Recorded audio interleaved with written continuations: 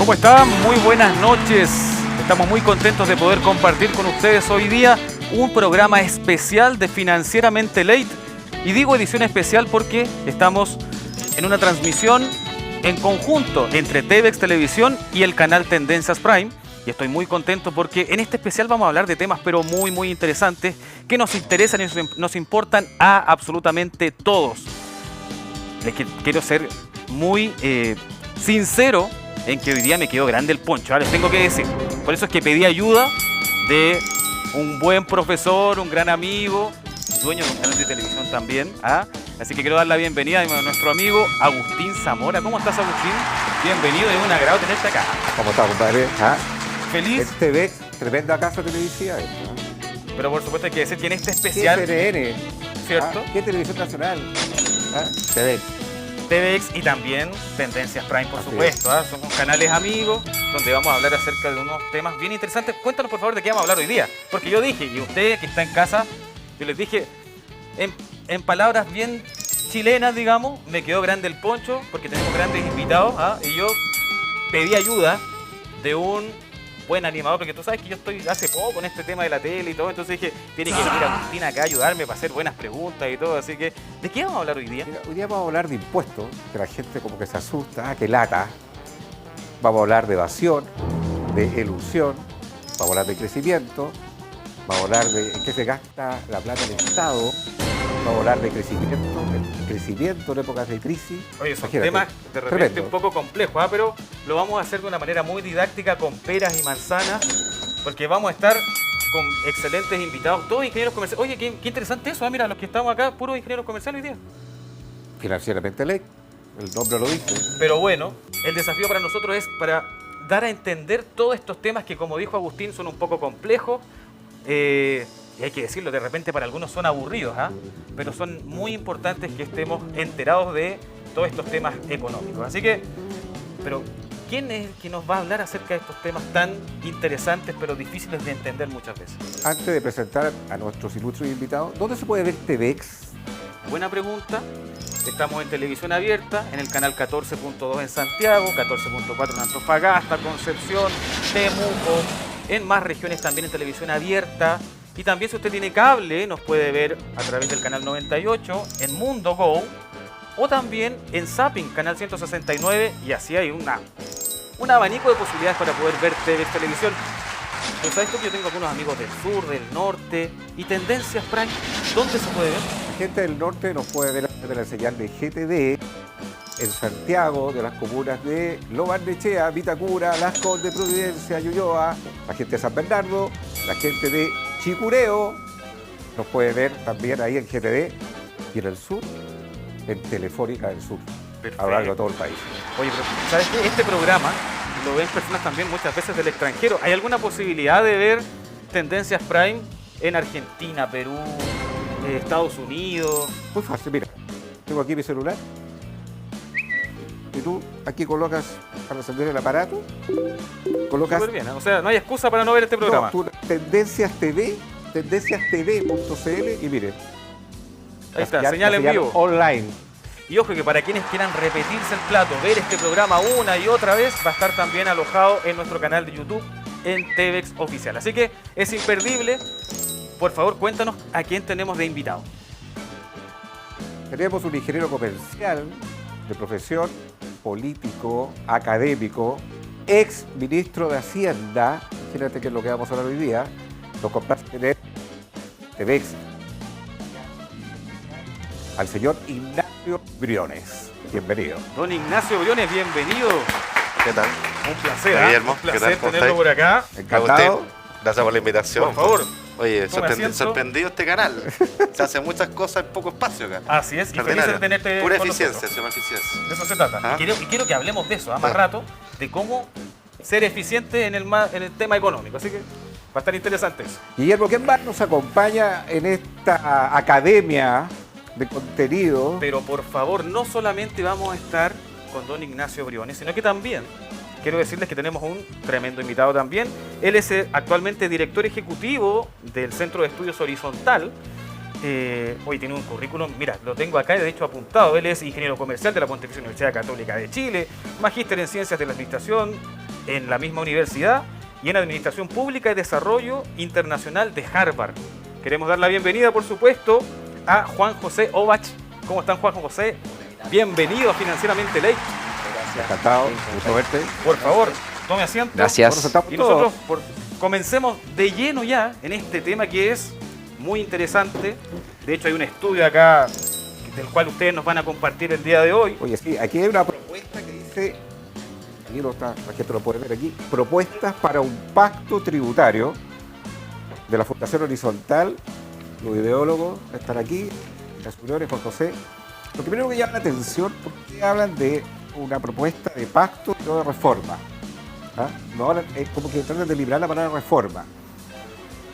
La verdad que a mí también me cuesta un poco esto de la reforma, porque parece que se hace una reforma, pasan 4 años, otra nueva reforma, pasan 8 años más, otra nueva reforma, y la verdad que no sé si de reforma tras reforma tras reforma el país puede avanzar en esta materia. Entonces, ¿por qué hablan de pacto y no hablan de reforma? Bueno, por eso mismo que tú dices. Primero una aclaración para las personas que no ven el tema de impuestos, de ser de los temas más lateros que hay, un láser quite. Así que vamos a tratar de hacerlo entretenido y bajar la pelota al piso. Pero es requete importante porque para que yo siempre digo esto, lo decía como ministro, lo digo como académico, a mis alumnos, presentaciones. Es muy importante entender que el Estado no produce plata. Hay gente que piensa que el Estado tiene máquina de hacer plata. No, no es así. La plata del Estado siempre viene de las personas o de las empresas y las personas que están detrás de las empresas a través de los impuestos. Esa es la fuente de ingresos. Y por lo tanto un tema súper relevante. Y al hablar de reforma versus pacto, pacto te invita a pensar más largo, te invita a mirar en el largo plazo y no seguir en esta onda de que en cada gobierno hay una reforma que busca llegar a nuevos recursos, que puede ser perfectamente razonable, pero que básicamente, uno, te desordena la discusión, porque el tema tributario es siempre complejo, y dos, te cambia las reglas. Y entonces, si uno quiere tener más recaudación, nosotros creemos que es perfectamente posible conciliar una mirada larga, donde uno fije una hoja de ruta de cuánto voy a recaudar hoy día, estación inicial, cuánto quiero recaudar mañana, estación que sigue, cuánto pasado mañana, estación intermedia, y cuánto quiero llegar al final en la estación de llegada. Eso es una mirada de largo plazo, por un lado. Y esa mayor recaudación en este recorrido que hace este tren, esta hoja de ruta, se puede hacer con reglas conocidas y no que estén cambiando en cada gobierno. Porque cambiarlas en cada gobierno afecta a las personas, afecta a las empresas, genera incertidumbre. Esa es básicamente la idea, Agustín. Hay una pizarra en la cual me gustaría, si ustedes pueden pasar, a presentar los pilares de lo que ustedes proponen aquí en este pacto tributario. Hablan de una recaudación gradual en el tiempo, hablan también de supuestos de crecimiento, hablan de un 3%, no sé si se va a poder crecer en un 3% en los próximos años, como hablan del tema de exenciones, hablan del tema del gasto, porque podemos tener ingresos, pero cómo nos gastamos la plata. Y me gustaría que explicaran un poco ahí en esa pizarra. Además se comparan con los países de la OCDE, que tenemos siempre ese como espejo. Después tengo una pregunta con relación a ese tema más adelante. Pero que nos puedan explicar rápidamente, así muy poquito, en esa pizarra, qué es lo que ustedes proponen. Ahí hay un grupo. Parto yo y Juan me Sí, complementa. dale nomás, dale. Entre paréntesis, Juan es el director ejecutivo horizontal que yo cofundé con otras personas el año 2012, ¿no? Así es, Cumplimos sí, 10 10 años. Así que buen tiempo ya. Bueno, a ver, para tratar de ponerlo en simple, voy a agarrar acá el lapicito y voy a dividir el pizarrón en dos lados, ¿ya? Lo primero son como los principios, y yo sé que esta es la parte fome, de lo que uno intuitivamente le pide a un sistema tributario, independiente de cuánto quiera recaudar. Uno le pediría en primer lugar que sea simple. ¿Y qué quiere decir que sea simple? Que los ciudadanos lo puedan entender. Y no que para navegar el sistema tributario tengas que recurrir a un ejército de abogados o de contadores, porque eso sale caro y es injusto, porque las personas que tienen acceso a abogados y contadores son los que tienen mayor ingreso. Simpleza, número 1. 2, que sea justo. Y que sea justo en 2 dimensiones importantes. La primera es lo que llamamos progresividad. ¿Qué significa progresividad? En términos muy simples, que aquellas personas que ganan menos paguen proporcionalmente menos. Aquellas que ganan un poco más ganen proporcionalmente más. Y aquellas que ganan mucho más paguen proporcionalmente mucho más. En simple, alguien que gana muy poco, por ejemplo, podría pagar una tasa de impuestos sobre sus ingresos de 1%, alguien que gana un poquito más, 4%, alguien que gana aún más, 10%, y alguien que gana mucho más, 20%. Eso es un sistema progresivo. Y eso parece justo, ¿no? La segunda dimensión se llama equidad horizontal. No porque nuestro centro de estudio se llama horizontal, sino que por una cuestión muy sencilla, principio de sentido común. Dos personas que ganan lo mismo, independiente de cuál sea su fuente de ingreso, tienen que pagar lo mismo. Si yo gano 1 millón de pesos porque tengo un almacén, debería pagar lo mismo en impuestos que una persona que gana 1 millón de pesos que es empleado. Eso significa justicia o equidad horizontal. Una contrapregunta. Cuando habla de progresividad y equidad horizontal, que parece lógico, uno podría decir, ¿eso no ocurre en Chile actualmente? No, buena pregunta. Nuestro sistema es progresivo, en el sentido que se cumple que las personas de mayores ingresos, quienes estamos acá, pagamos proporcionalmente más en términos de impuestos a la renta, impuestos a nuestros ingresos, a nuestros sueldos, a nuestros dividendos, a los ingresos del negocio. Por lo tanto, eso ya se cumple. Pero uno puede discutir si acaso debiera ser más progresivo o no. Y podemos hablar de eso más adelante. Te voy a dar un dato que lo vamos a ahondar después. En Chile, 3 de cada 4 personas, básicamente aquellas que tienen un ingreso mensual inferior a 800.000 pesos, están exentas de pagar impuestos a la renta, pagan cero. Así está definido el sistema. Y a partir de ese ingreso se empieza a pagar progresivamente más, como si estuviéramos en una escalera, ¿ya? Entre 800.000 pesos y más o menos 1.600.000, pagas un 4% de impuesto por sobre esos 800. Y así va subiendo y se va acumulando la tasa. ¿La equidad horizontal? Y la equidad horizontal me lleva a un tercer punto, que es que el sistema tributario ojalá sea lo más eficiente posible, en el sentido de generar las menos distorsiones. Y parte de las distorsiones, por ejemplo, son cuando existen exenciones que fomentan actividades ineficientes por un lado y rompen con este principio por el otro. Ejemplo, en Chile tenemos un esquema que se llama renta presunta, ¿ya? Que es lo más injusto del mundo, porque básicamente le dice a usted, señora, señor, que tiene un almacén, que usted gana, no sé, 700.000 pesos con su almacén y va a pagar impuestos por los 700.000 pesos de su almacén, o por los 800, por el 1.000.000 de pesos, lo que sea. Y hay negocios, por ejemplo, el transporte de carga, los camioneros, la agricultura y la minería, todo esto llamada la pequeña agricultura, el pequeño transporte y el pequeño minero, que no paga por lo que gana, sino que paga por lo que se supone que gana. Y eso que se supone que gana, en realidad es mucho menos de lo que en realidad gana y termina pagando huevos. Eso es injusto, es distorsionador, porque incentiva a que personas de empresas grandes, por ejemplo, se disfracen de empresas chicas o se disfracen de un rubro que no son, y además es injusto respecto a la señora del almacén, al trabajador que saca la mugre, que gana lo mismo, pero paga más que aquel que tiene la exención. Pero ¿cómo una persona podría pagar cero, como el ejemplo que estás dando, con alto nivel de venta en una renta presunta? No entiendo eso. Te doy un ejemplo. Imagínate que tú tienes un camión grande, ¿ah? Tienes ese único camión como empresa, ¿ah? Y te va re bien transportando carga a lo largo de Chile, y es un camión cuyo avalúo fiscal es de 40 millones de pesos. Típicamente, además, el avalúo fiscal es menor que el valor comercial. 40 millones de pesos.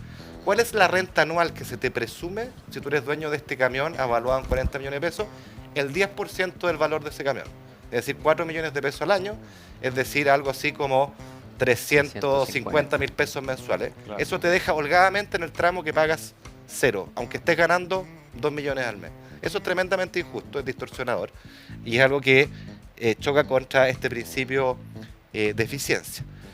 Luego, hay un cuarto elemento muy importante, que es que ojalá el sistema tributario, creemos nosotros, incentive el crecimiento y la inversión, o al menos no la penalice. Necesitamos inversión y necesitamos crecimiento. Y aquí siempre me pregunta qué es lo que es inversión, porque eso es una palabra como de Marte, ¿no? Y muchas personas dicen, no, es que eso es invertir en la bolsa, que es beneficiar a los que más tienen. La inversión, señora, señor, si usted tiene una panadería con un trabajador y un horno y produce una cierta cantidad de pan, la inversión es, por ejemplo, comprar un segundo horno. Comprar ese segundo horno, ¿qué es lo que produce? Que va a tener que contratar a un segundo trabajador, más empleo, y va a producir más pan, más producción, más riqueza para el país. Por lo tanto, la inversión es fundamental para el crecimiento económico y para el empleo, y por lo tanto es importante que el sistema tributario promueva la inversión y el crecimiento. como en el ejemplo de la panadería. Y el último principio, que tú ya lo anunciabas, es que, como yo decía al principio, el Estado no produce plata. La plata que tiene viene siempre de usted, señora, señor, de su negocio, grande, pequeño, chico, de su trabajo, que saca la mugre. Y por lo tanto, cuando yo le subo los impuestos, le pido impuestos, le estoy pidiendo un sacrificio. A nadie le agrada pagar impuestos. Y por lo tanto es un deber moral del Estado gastar bien esa plata y mostrar que la gasta bien y transparentarla. Nosotros, por ejemplo, cuando yo estuve en el ministerio con Juan José, hicimos una cuestión inédita en Chile, que cuando se declaraban los impuestos, a cada contribuyente le llegaba una ficha personalizada donde se decía: estimado Agustín Zamora, queremos agradecerle por su contribución a través de sus impuestos al erario público. Usted ha contribuido con tanta plata, esta plata se desglosa en tanto en impuesto a la renta, tanto en IVA, y queremos mostrarle en qué se gastó. Ficha personalizada, ¿ya? Eso es un esfuerzo de transparencia que da credibilidad a las personas, que le permite criticar, oye, ¿por qué están gastando tanto en defensa y tampoco en educación? ¿Ah? O tanto en pensión y tampoco en salud, lo que ustedes quieran. Entonces, es valioso, y gastar bien, se nos olvida, es un imperativo moral, porque esto es una mesa de dos patas. Por un lado tú recaudas, que es lo que solemos concentrar la discusión y es importante, pero por el otro la mesa nos queda coja si es que tú no aseguras que estás gastando bien. Entonces, cuando hablamos de hoja de ruta, esta es una primera parte, que son, yo diría, los principios. Pero hay una segunda idea, que ya la posábamos delante.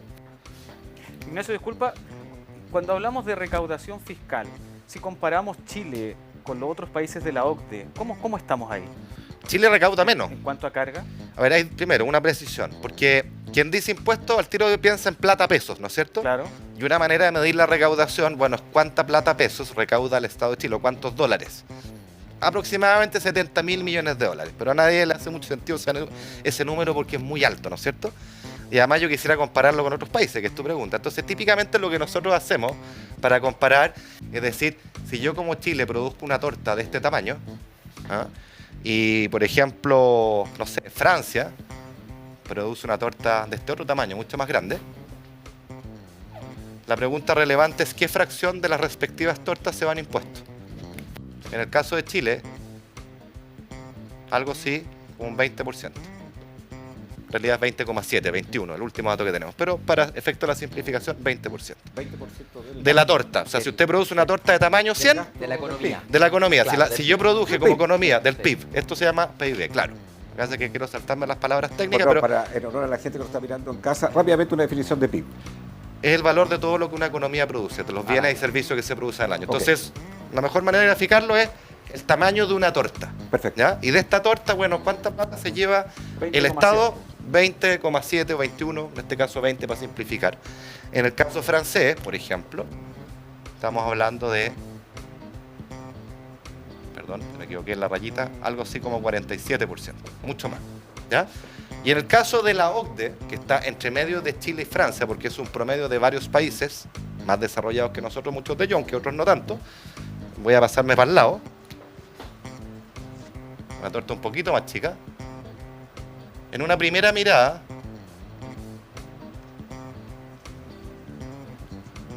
es un 34% de lo que produce. ¿Ok?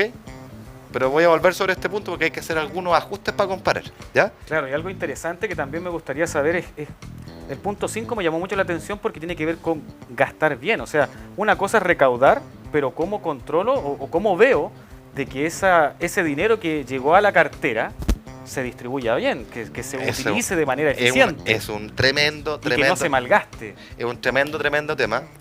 Pero déjame volver sobre esto porque hay una precisión importante que hacer. ¿Qué es lo que es el 34%? Eso es la OCDE, perdón. Voy a ponerlo acá. ¿Ya? Promedio de los Esta es la países primera vista de los países de la OCDE. La OCDE, señoras y señores, es la Organización para la Cooperación y el Desarrollo Económico. Sí. Son 38 países, una organización de la que Chile es miembro desde el 2010. Y países latinoamericanos son Chile, Costa Rica, Colombia, México. Esos son, no más que eso. ¿Ok? Cuando yo miro esos 38 países, saco el promedio de sus tortas y qué parte se va a impuesto, la primera foto es 34%. Y eso lleva típicamente en el debate chileno que digamos, uy, nosotros somos 20 y ustedes son 34. Mira la mansa derecha, 14 puntos. Pero hay un pequeño pero, que es un tema como de contabilidad. Que no estoy comparando peras con peras, estoy comparando peras con manzanas. ¿Por qué? Porque en la OCDE típicamente los aportes para la seguridad social, para las pensiones, se registran como parte de los impuestos. En Chile, los aportes para las pensiones son mandatorios, son obligatorios, usted, señor, los paga, pero van por fuera, no pasan por el Estado, van a la AFP. Y si tú le restas... eso, Entonces, cuando yo resto esto, en realidad la OCDE, 24. lo voy a hacer acá, me queda más bien en 25%. Ya. Ok, mira, tenemos 25%, o sea, la brecha que tenemos Sí. acá y acá son 5 puntos. Ya, Esa es la un pregunta poco, tuya. un poco ese es el desafío, Sí. 5 puntos. Te hago una pregunta. Se supone que nosotros cuando pagamos el impuesto a los bienes y servicios, que es el IVA, estamos incluso levemente un poco de los países de la OECD. ¿Es así o no es así? Los bienes y servicios, como porcentaje de la torta, Sí. la recaudación nuestra es muy similar a los países de la OCDE, en torno Ok. al 11%. Ya, entonces cuando uno ve que el problema no está ahí, sino que está en los 5 puntos, está en otro lado la diferencia, ¿dónde está? A la vuelta de la siguiente pausa comercial nos contesta esa pregunta.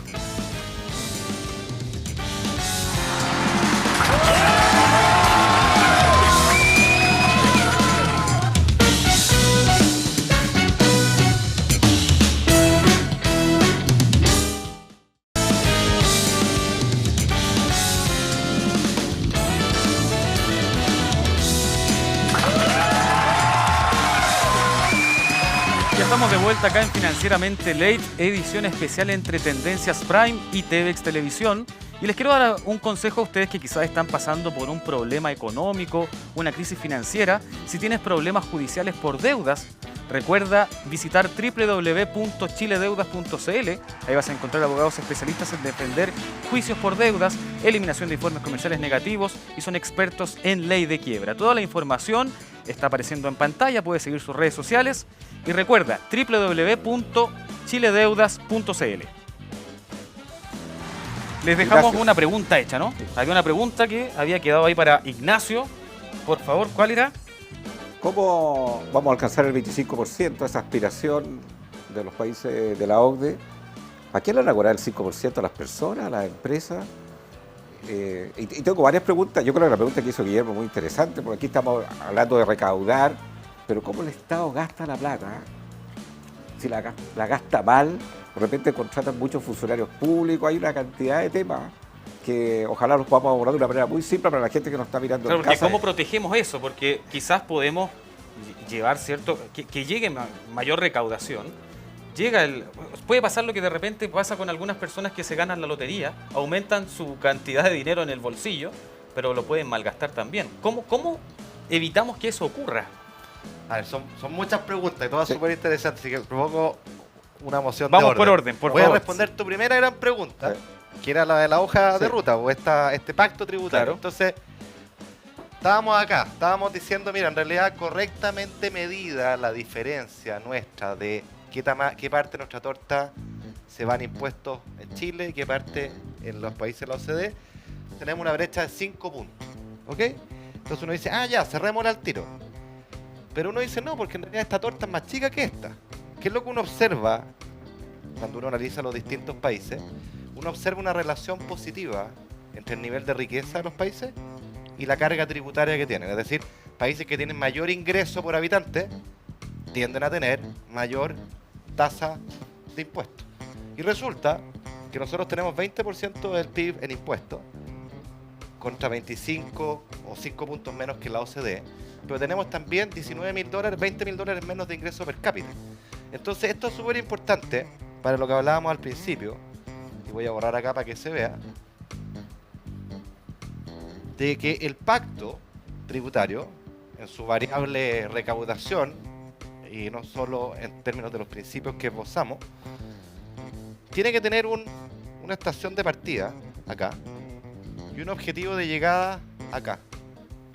Lo voy a llamar L y P. Tenemos que movernos en el tiempo, a lo largo del tiempo, hacia acá.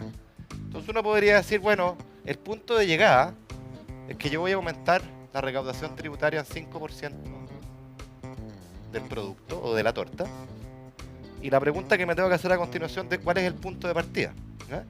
Y el punto de partida uno puede evaluarlo de distintas maneras. Y una forma de ver es preguntarse, para países de ingreso per cápita, por habitante, o nivel de desarrollo parecido al de Chile, ¿cuál es la carga tributaria promedio que uno observa en esos países?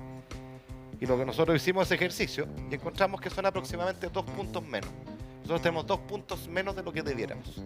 Entonces uno podría plantear que en el punto de partida vamos a aumentar la recaudación en 2 puntos del producto. Y a lo largo del tiempo, nosotros planteamos un horizonte de 15 años, ir cerrando esta brecha, pero también cerrar la otra brecha, que es que el país crezca. No nos podemos saltar pueblo, no podemos tener la recaudación de la OCDE sin ser la OCDE aún. No podemos pensar en la recaudación de Suecia si somos Chile, no somos Suecia. Hay que aspirar a aquello, pero para eso hay que crecer, hay que invertir, tenemos que desarrollarnos y se pueden hacer las dos cosas. Entonces, eso contesta parte de tu primera pregunta.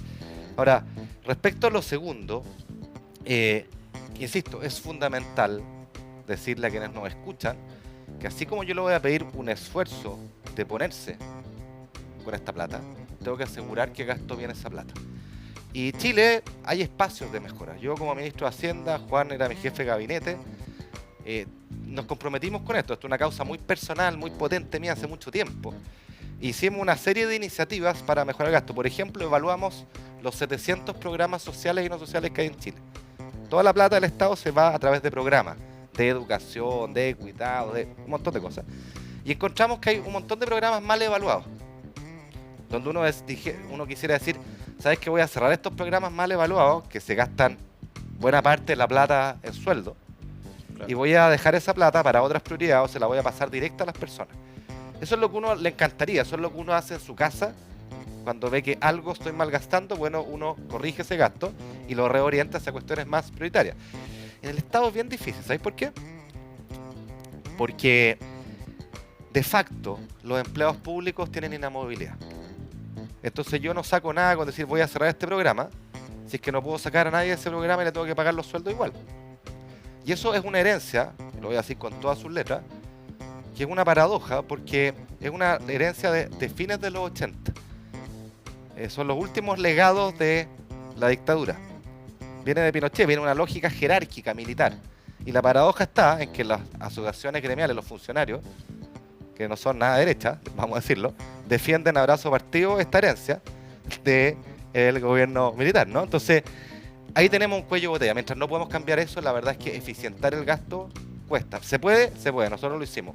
¿Ya? Una pregunta quizás un poco más filosófica a Juan José. Yo voy a aceptar, también, por supuesto, a ti también, Ignacio. Cuando uno ve todas estas cifras de la OCDE, al 5%, varias preguntas para, en honor a la gente, el pyme que nos está viendo ahí en la casa, es lo siguiente.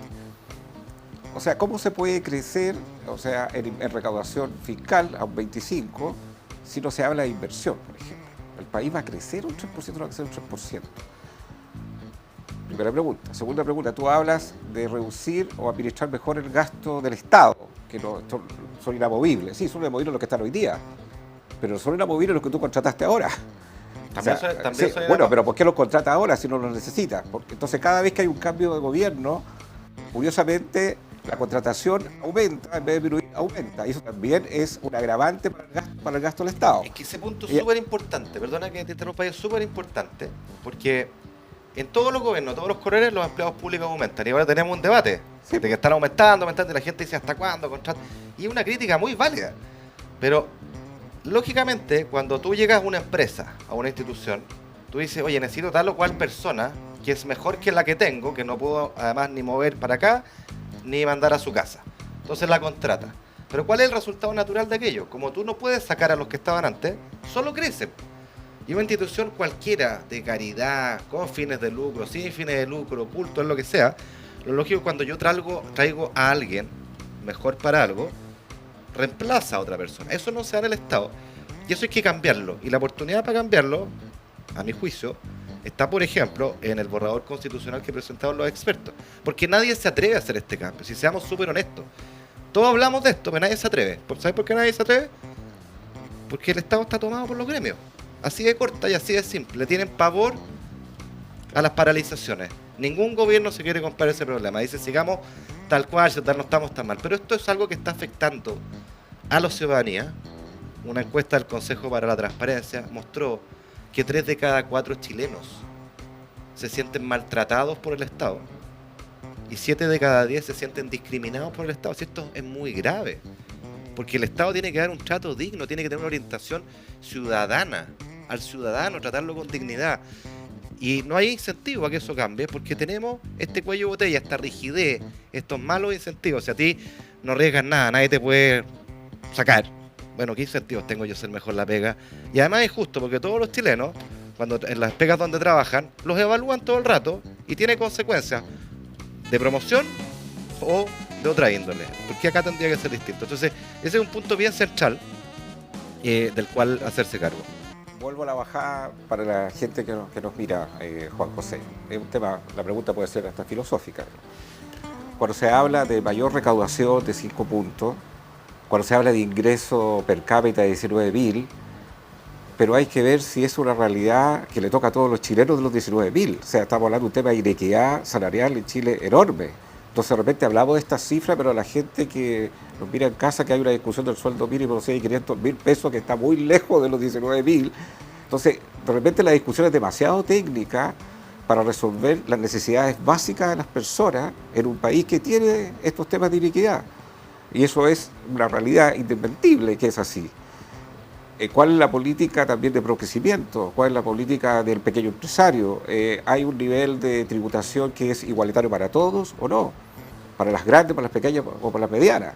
Entonces, ¿cuál es la valorización que ustedes hacen de este estudio para atacar esos problemas, puntualmente esos problemas? O sea, efectivamente la discusión es compleja, lo hemos visto aquí en el programa, llevamos unos 20, media hora y efectivamente son muchos conceptos, se mezcla lo que el Estado recauda, lo que el Estado gasta, funcionarios públicos, pero al final del día yo creo que es simple explicarle a la gente, y la gente lo entiende mucho al final en sus casas mucho mejor que nosotros. O sea, la gente quiere un Estado que tenga reglas claras, que lo dejen trabajar con reglas claras y estables en el tiempo, que no le anden cambiando, como decía Ignacio, las reglas tributarias cada año y tengamos que ir a contratar a nuevos abogados, no sepamos cómo hacer una contabilidad básica porque las cosas cambian, reglas claras. Y por otro lado, con la plata que recauda el Estado tiene el deber moral de entregar buenos servicios. O sea, gran parte del problema que vivimos hoy en día como sociedad, no solamente una desigualdad de ingresos, que efectivamente es muy grande,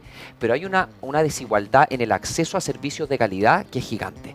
Y lo vemos en salud, lo vemos en educación, lo vemos en transporte, como la gente se mueve a sus pegas. Entonces, es imposible desacoplar o tener estas discusiones en paralelo. Por eso nosotros decimos acá que es tan importante cuando decimos el Estado efectivamente tiene espacio para recaudar más, en este caso 2 puntos del PIB, tenemos que sí o sí hablar en qué vamos a gastar esa plata y cómo la vamos a gastar. Porque yo creo que no están ya los ánimos para seguir financiando un Estado que no está entregando respuestas a las necesidades de las personas. Te coloco la ciencia ficción. Se llega al 25, pero no se logra corregir los temas de inequidad, porque tenemos todavía un Estado ineficiente, tenemos un Estado que funciona mal, que gasta mal la plata. ¿Cómo lo corrige? Y también usted menciona el tema de reducir la evasión también. ¿Pero cómo lo fiscaliza eso? O sea, tendría que tener, no sé, 5.000 fiscalizadores de impuestos internos, no lo sé, el término práctico. Puedes llegar al 25, ya te doy el 25, llegaste al 25, arreglar el 25, pero no resolviste los otros temas, porque el Estado, insisto, gasta mal la plata. Sí. Y esto igual que lo que decía Guillermo, tú puedes aumentar la renta al doble, pero gastaste también en cosas que no te correspondían gastar para ese nivel. Te las despilfarraste la plata. ¿Cómo se resuelve esto en términos prácticos, lo que ustedes proponen en este pacto tributario? ¿Cómo lo controlas para que haya una política de gasto que te permita efectivamente resolver los temas de inequidad en Chile? Bueno, es una pregunta súper amplia, súper difícil, pero creo yo que Ignacio ya en los 5 pilares que él esbozaba y que están en nuestra propuesta, están. Y es que como sociedad, y aquí tienen que partir básicamente los políticos, esto es un acuerdo político, tenemos que ponernos de acuerdo en qué vamos a gastar esta plata. O sea, no podemos pensar en aumentar los 5 puntos adicionales para cerrar la brecha con la OCDE sin saber en qué vamos a gastar esos recursos. Y para saber en qué vamos a gastar esos recursos necesitamos tener un acuerdo ex ante. Por ejemplo, creo yo que una de las fallas que tuvo la fallida, valga la redundancia, la fallida reforma tributaria de este gobierno fue que no ponerse de acuerdo en qué se iban a gastar los 2,6 puntos adicionales del PIB que se pretendían recaudar. La gente no tenía clara, la oposición tampoco, y finalmente el proyecto se cayó. Yo creo que es súper importante que si como país decimos vamos a recaudar más, que nos pongamos de acuerdo en qué. Si es educación, por ejemplo, perfecto, que sea educación y que tengamos claro a dónde van a parar esos recursos. Y obviamente cualquier tema social, que son muchas las demandas sociales que hoy en día necesitamos, pensiones, salud, educación, esto tiene que venir aparejado con una reforma al Estado. Y ahí entra todo el tema de empleo público que lo hemos hablado. Pero tienen que ir esas dos cosas en paralelo, creo yo, para que esto sea viable, o si no, no va a tener la validez, la validación social. Y en ese sentido, para seguir en lo práctico, Juan José, para llegar del punto A al punto B, ¿cuáles son las medidas al corto plazo que se proponen al respecto? Bueno, lo puedo Por favor. anotar si prefiere. A la pizarra. Gracias, a la pizarra. Mira, Tenía azul, por si acaso. buenísimo. Lápiz azul y rojo. Mira, son varias. Las rojos son las difíciles y las azul son más fáciles de lograr. Ah, perfecto. Para que Entonces vamos a te hacer todo explique. con rojo, entonces, Ya, porque todo- es todo Todo complicado. un desafío, ¿eh? Todo doloroso, todo Es doloroso. todo complejo. No, pero mira, lo primero, y ya lo hemos conversado acá, lo primero es combate a la evasión. Toda. Todo tipo de evasión. Chica, grande, mediana, toda. Personas, empresas. Eso es súper importante porque Declaración de Claro. principio, estamos todos de acuerdo, pero cuando tienes que... ¿Cómo lo hace en términos prácticos? Un solo ejemplo. El ingreso informal. Por ejemplo, un trabajador que hace Uber, que gana 1.200.000 pesos. No paga impuestos. Y puede Ojo que en ganar, Chile la ganar 2 millones de pesos. va en crecimiento. ¿cómo? Vamos a Ahí- hablar de la no, informalidad después. Entonces, ¿cómo el tema de informalidad logras combatir la evasión? ¿O cómo logras que se formalicen si le vas a subir Yo impuestos? le voy a digamos? dar una mano a mi amigo Juan José, para que él raye por mientras. Dale. A ver, lo No, sí, primero, acá hay una cuestión de decisión. O sea, quienes hemos estado en la administración pública, no un cliché lo que voy a decir, si no hay convencimiento, no hay liderazgo para atreverse a pisar huevos, no se hacen tortillas. Acá hay que cruzarse con ciertos intereses. Hay que atreverse, porque a nadie le gusta esta cosa. Segundo, hoy día hay tecnología, hoy día la penetración de medios de pago electrónico en Chile es masiva, sobre todo después de la pandemia. Tenemos boleta electrónica, tenemos factura electrónica. Esos son toneladas de datos que con un poco de inteligencia artificial y de ingeniería de datos se pueden hacer maravillas. Y existen ejemplos de países que han logrado reducir fuertemente la evasión por esa vía a nivel pequeño, mediano y grande. Porque datos implica encontrar patrones, implica generar modelos predictivos donde tú dices, acá hay más riesgo de que estén evadiendo. Eso ¿Te fijas? pasa por el rol de ese piso impuesto interno, Impuesto interno. pasa por el rol del Ejecutivo, Impuesto pasa interno. por el rol del Congreso. Impuesto interno, es impuesto interno. Esto es ¿Y por qué pura- no se hace? Esto es pura gestión. Nosotros empezamos a hacerlo, nos pilló la pandemia, fortalecer justamente un área de ingeniería de data analytics, precisamente para hacer estos modelos, tener georreferenciado Chile completo para que las contribuciones que muchos evaden se paguen. La boleta electrónica en la reforma tributaria nos decía la oposición hasta la sociedad, no va a recaudar lo que ustedes dicen. Y nosotros decíamos, va a recaudar, recaudó mucho más. Porque son datos, son toneladas de información. Esto se puede, es gestión y se puede. Y yo te voy a dar un ejemplo, para que usted, señora, señor, lo entienda en la casa. Hoy día la evasión del IVA, que es un poquito menos del total de todo lo que se recauda en impuestos en Chile. Ya tenemos un IVA de 19%. La evasión de IVA en Chile es del orden de 20%. Y ustedes proponen bajarlo a un 10. En los países OCDE es algo menor al 10. Si nosotros fuéramos capaces de bajarlo al 10, esa baja de 19 a 10% de evasión equivale a 2 puntos enteros de IVA. Es como que yo hubiera subido el IVA de 19 a 21, la plata que recaudaría. ¿Qué proponemos nosotros? Hagamos eso, bajemos la evasión a 10 y seamos catete con los que va en pequeños, medianos y grandes. Multas, sanciones, cárcel si corresponde, y devolvámosle parte de esa plata a los ciudadanos.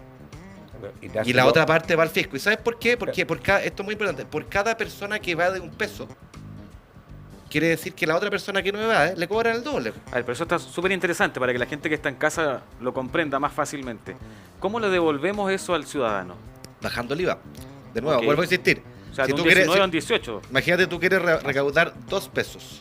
Claro. Hay uno que evade y el otro que podemos hacer nosotros, cumplimos con todas nuestras obligaciones tributarias. De ahí se sigue para que recaudar los 2 pesos. Si hay uno que no paga y el otro que sí, le van a cobrar 2 pesos en lugar de 1. La evasión implica que le hemos estado sobrecargando la mano a la persona que cumple, que es responsable. Y eso no es justo. Entonces nosotros decimos, bajemos la evasión y devolvámosle parte de esa Claro. plata a la persona que ha estado sobrepagando y la otra parte que quede para recaudación fiscal. Y eso en todo, para el IVA, para la evasión de impuestos a la renta, como criterio general, nos parece que es de lo más justo que hay. Ignacio, yo creo que no hay ningún director de servicio de impuestos internos que no esté de acuerdo con lo que tú dices, bajar este rango del 20 al 10. No creo que haya ningún ministro de Hacienda de cualquier sector político que no haya estado en la misma, porque necesitan recaudar plata para financiar todo el gasto de seguridad social, el gasto fiscal. Pero ¿por qué? Te vuelvo a la pregunta, ¿por qué no se hace? O sea, y además tú dices esto hoy día desde el punto de vista de la inteligencia artificial, desde el punto de vista se podría hacer perfectamente. ¿Dónde está el punto de no estar enredado para que esto se Se destrabe? puede, esto es voluntad, O sea, esto es esto es falta de tecnología, ánimo. esto es voluntad, es tecnología, es tomarse el cuento en serio. Es difícil, yo no digo que sea fácil, pero se puede, tenemos experiencia en otros países y el mismo Chile históricamente tuvo la menor tasa de evasión de IVA, es de 14%. Hemos tenido 14%. O sea, podemos llegar a 14%, ya lo hicimos. Y pasar de los 14 y llegar al 10, yo creo que es factible, hay que hacer ese esfuerzo, no hay que cejar en ese esfuerzo. Y luego Guillermo ponía otro tema, que es el más peludo, que es el de la informalidad. Estamos llenos de informalidad e Eso. increciendo. Los vendedores callejeros, los que venden por Instagram, los que me reparten no sé qué cosa, cero boleta. Uno va de vacaciones, arrendáis una cabaña, no hay boleta. Hay que concientizar y hay que sancionar, porque eso es inaceptable, porque de nuevo, eso es evasión. Cada peso evadido por una persona, mete la mano en la cabeza, me lo están sobrecargando a mí que cumplo de alguna manera. Eso es injusto. ¿Ya? Volvemos a la pizarra de Juan José, ahí que está. Oye, sí. ya tiene Mientras un- mientras ustedes tiene- conversaban, está como- Claro, vimos que tú estás haciendo ahí Me unos animé, gráficos me y animé. todo. mira, para poner la pelota al piso y si la gente también nos puede entender más en sus casas, lo que estamos proponiendo en nuestra propuesta es aumentar hoy en 2 puntos la recaudación del PIB, la recaudación tributaria, perdón, con las siguientes herramientas. Lo primero, combate a la evasión y disminuir las exenciones, que creo que ya lo hemos explicado bien. Las exenciones, para que la gente nos entienda, no es otra cosa que privilegios tributarios a ciertos grupos. Ignacio ya mencionó, por ejemplo, el tema de la renta presunta. Tenemos también una diferencia de impuestos entre el diésel y la benzina, que hoy en día, dado lo contaminante que es el diésel, hace menos sentido estar subsidiando ese tipo de producto. Y hay una serie de regímenes especiales que han quedado a lo largo de la historia, que nuevamente lo único que hacen es privilegiar a ciertos grupos y que hoy en día no tienen mucho sustento económico o social. Entonces nosotros decimos, mira, si avanzamos en estas dos cosas, combate a la evasión y disminución de las exenciones, que en el papel varias de estas son bien injustas, parte de esos beneficios que se vayan a mayor recaudación fiscal, la otra parte, beneficio directo a los contribuyentes, como, por ejemplo, disminuir en un punto el IVA o disminuir también el impuesto corporativo a la empresa. Hoy en día, para que la gente nos entienda entienda los números, el impuesto a las empresas es un 27% de las utilidades, el promedio de la OCDE es un 23% más o menos. O sea, estamos 4 puntos por sobre el promedio de la OCDE. Cuarto punto. Y esto no, lo vamos a tener que explicar bien. Ahí Ignacio me va a echar una mano. Aumentar la base y la progresividad de los impuestos personales. ¿Ya? Y aquí, para que la gente nos La entienda... mala noticia que uno puede estar mirando Acá este van a programa. apagar la tele. Guillermo empezó a temblar aquí. ¿ah? Así es, pero yo les voy a dar un par de números. Yo creo que eso va a ser harto sentido. Miren, como decía Ignacio, hoy en día 3 de cada 4 chilenos no pagan impuestos. ¿Ya? Tenemos una A la renta. a la renta. Todos pagamos IVA, obviamente. Tenemos un primer tramo que está exento que termina más o menos en 850.000 pesos. ¿Y qué es lo que pasa? A medida que y acá lo puse, a medida que los salarios aumentan, los impuestos van aumentando como en una escalera. Entonces, la gente que gana un poquito más de 1 millón paga cierta tasa de impuestos, 2 millones, 5 millones y así. ¿Qué es lo que pasa? la progresividad de esta escalera, la altura de estos escalones, también es súper baja. Y te voy a poner un ejemplo súper concreto. Una persona que hoy en día en Chile gana 2,7 millones de pesos al mes, no digamos que alguien de clase media, o sea, esa persona claramente está en el 1% más rico. Está en el 4% más rico. En el 4% más rico, paga un impuesto de más o menos de un 5% de ese impuesto. En otros países, por ejemplo, nosotros en Horizontal hicimos la comparación. En países como Nueva Zelanda, Canadá, España, pagan alrededor del 15-20%. O sea, lo que nosotros estamos diciendo es, mire, auménteme la escalera en los tramos más altos. Efectivamente, la gente que gana más debería ganar más. Y acá hagamos un pequeño aumento de un 1% de la tasa, que es muy bajito. Ya. Y devolvámosle, y con esto termino, que es súper importante, y apliquemos nosotros lo llamamos, el nombre un poco técnico, es un impuesto negativo del ingreso, pero es básicamente un subsidio al trabajo formal.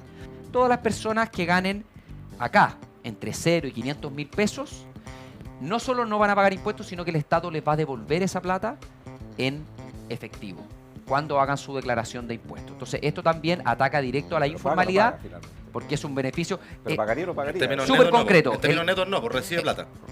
La persona que gana 500 mil pesos debería pagar 4 mil pesos en impuestos y recibe del Estado 95 mil pesos, con la propuesta que nosotros Sí, tiene un trabajo formal.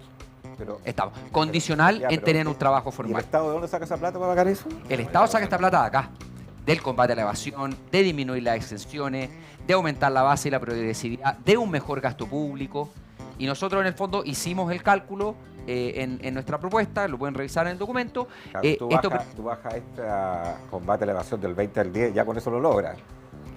A ver, pero Automáticamente lo logras. esa digamos. devolución va a ser una vez al año, digamos, la declaración de renta. O puede ser mensual, ahí hay que ver Porque igual para una básicamente- renta de la que tú estás mencionando, esa cifra de 4 mil pesos igual es una cantidad, digamos, que igual duele en ese bolsillo. Sí, lo que pasa es que, mira, porque esta es la mala noticia, pero yo quiero... Y no es popular esta noticia, los Claro. impuestos son O sea, para siempre la noticia desagradables. de la propuesta de Son ustedes. siempre desagradables los impuestos, pero yo vuelvo al concepto más básico. El Estado no fabrica plata, la plata siempre viene de las Sale, personas. claro. Entonces, acá tenemos dos alternativas. O nos hacemos el trampa en el solitario y validamos estas anomalías de que tenemos un tramo exento súper alto, que tenemos mucha evasión. Y vamos siempre a sobrecargarle la mano a los mismos de siempre. A la pyme que cumple, a la empresa que cumple, al trabajador que saca la mugre y cumple. Y sobrecargar la mano implica cobrarle más que lo que debería pagar si es que todos pusiéramos nuestra parte. Claro. Si queremos mejores pensiones, las mejores pensiones significan más plata. No hay mejores pensiones sin más plata. Aunque le digan algunos políticos, digan eso. No se puede, no existe la magia. Quizás se falla en la comunicación, entonces. Juan José delante dijo algo muy importante que, claro, hay que tener muy claro que esa recaudación se va a enfocar en, por ejemplo, educación, en pensiones. Lógico. Y quizás tenemos a veces errores comunicacionales, por eso es que el ánimo de la ciudadanía quizás no va de acuerdo a aumentar impuestos, cosas así, porque no sabemos para qué es. Eso es súper importante y por eso que esto tiene que ser súper de a poco, súper gradual. Acá nadie pretende saltarse pueblo, subir los 5 puntos del PIB de una, ni pasar a cobrar impuestos personales como ocurre en los otros países. No, esa no es la propuesta. Claro. Es muy de poquito, muy pedagógico, explicando, mostrándole a la gente que el Estado está gastando mejor, Eso que es hay un buen importante. servicio, que el funcionario público es amable. Y así tú le puedes pedir, porque las personas naturalmente van a decir, ¿y yo para qué me voy a pedir más? ¿Para que me traten igual de mal?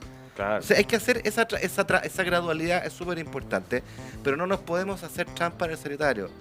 Si los chilenos queremos mejor educación, mejores pensiones, mejor salud, eso cuesta plata y esa plata tiene que salir de alguna parte. Camino 1, los mismos de siempre. Entonces sigamos subiendo los impuestos a las empresas, que como decía Juan José, ya está bastante más alto que la OCDE. Sigamos inventando que con los súper ricos paramos la olla. Es chiva, si eso es chiva. ¿Ya? Y sigamos sobrecargando en la mano los mismos de siempre que siempre pagan, incluyendo personas de clase media, pyme, emprendedores. Eso no es justo. Entonces, Claro. sinceremos la discusión. Y la informalidad. La informalidad se nos está metiendo a pasos agigantados. Estamos cerca de un 30% de informalidad laboral. Una locura. Esos 3 de cada 10 personas que están fuera del pacto pero, social. ¿qué No ponen ni uno. Pero, Ignacio, ¿qué sentido, Y reciben todo. ¿qué incentivo puede tener una persona, a pesar de la propuesta de ustedes, en trabajar en un lugar formal que le pagan 500.000 pesos, cuando en la informalidad gana 1.200.000 pesos. Bueno, hay que hacer dos cosas. ¿Cómo corrige esa? Yo te digo cómo, no es fácil, nada de esto es fácil, no hay vale plata. Pero hay dos herramientas típicas, el garrote y la zanahoria. El garrote es ir a fiscalizar y sancionar eso con fuerza. Sorry. Porque esto es competencia. El vendedor ambulante que está fuera de un local, que paga patente, que paga imposiciones a sus trabajadores, que tiene que tener internet, que tiene un buen servicio, está sufriendo una competencia desleal de la que no paga IVA, no paga impuestos, no paga imposición, no paga nada. Entonces la gente dice, oye, mira, si es mucho más barato, mira cómo abusan las tiendas. Bueno, pero es que la tienda tiene que cubrir sueldos dignos, seguridad social, seguridad, vigilancia, impuestos, todo. Entonces, nuevamente, seguir en esa vía, hacernos trampa en solitario. En el Perú, 3 de cada 4 peruanos son informales. En América Latina el promedio es 50%, la mitad. Nosotros estamos bajo a eso, muy bajo eso, pero creciendo. Entonces, ojo con este problema. Y la manera de revertir eso es fiscalizando y sancionando, es el garrote. Y lo otro es la zanahoria. Hay que premiar el trabajo formal. Sí. Hay que hacer un reconocimiento. Cuando el premio es sustancialmente marginal con relación al ingreso informal, esa es la pregunta. Es que no porque- es tan marginal, Agustín. Sí, pero es una persona, Ignacio, te lo acabo de decir, para formalizarse va a tener un premio ya. Lo contratan por 500.000 pesos, el premio que sea 100.000 pesos. Pues, ¿qué me está hablando de 100.000 pesos? Que gana 600.000 pesos y el informal gana un Por millón. eso, por eso que es garrote y zanahoria, pero 100.000 Claro. pesos cuando ganas 500 es un 20% de incremento mensual. Es 1.200.000 al año. Y además tiene un sentido de justicia muy profundo. O sea, a mí esto me lo dicen personas en la calle. Es premiar el mérito, es premiar a esa persona que saca la mugre, que no le alcanza para llegar a fin de mes, y que solidariamente nosotros tenemos que apoyarlo, acompañarlo, pero condicional a una cosa: empleo formal. Porque no nos saquemos la suerte entre gitanos, lo sabemos, esto lo hemos escuchado todos 1000 veces. Jefe, cotíceme por el mínimo porque si no pierdo tal o cual Eso es subsidio. verdad. Ese es un clásico que nos está inundando. ¿Y por qué pasa eso? Porque el Estado es responsable de una política social que premia o privilegia al informal y castiga al formal. Castiga a aquel que se esfuerza más, que gana un poquito más, se salió del tramo, perdió todo. Eso hay que revertirlo, hay que decirle a esa persona: señora, señor, usted saca la mugre, usted no lo alcanza, lo vamos a apoyar y lo felicito por ser formal. ¿Y aquí hay informal? Ya Nada. tenemos que ir a una pausa comercial, pero les quiero hacer una pregunta. Si hay algo que permite que los países se desarrollen, que las personas accedan a un nivel de remuneraciones digno, que las brechas salariales se estrechen, que la iniquidad también se resuelva, es la educación. ¿Cuál es la visión que tienen ustedes respecto a este tema? Yo sé que Ignacio que está invitado en el gobierno de Gabriel Boric a ser parte también de sugerir, dar opiniones, no sé en qué es lo que es específicamente, pero no me refiero solamente al acceso a la educación, me refiero al tema de la calidad de la educación. Y los países que invierten en calidad de educación efectivamente se desarrollan de una manera notable. Hemos hablado de este tema aquí, el Estado, en qué va a gastar la plata el Estado, qué rol juega la educación y qué evaluación hacen ustedes de la educación actual en nuestro país. Vamos a la siguiente pausa comercial y nos dan su respuesta.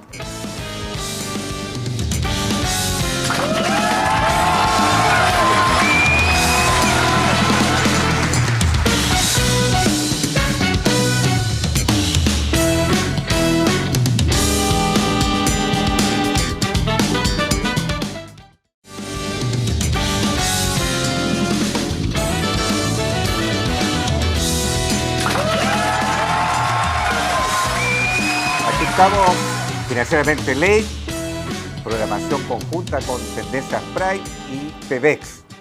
Usted puede participar a través del WhatsApp que aparece en pantalla, ser un protagonista permanente aquí en la discusión.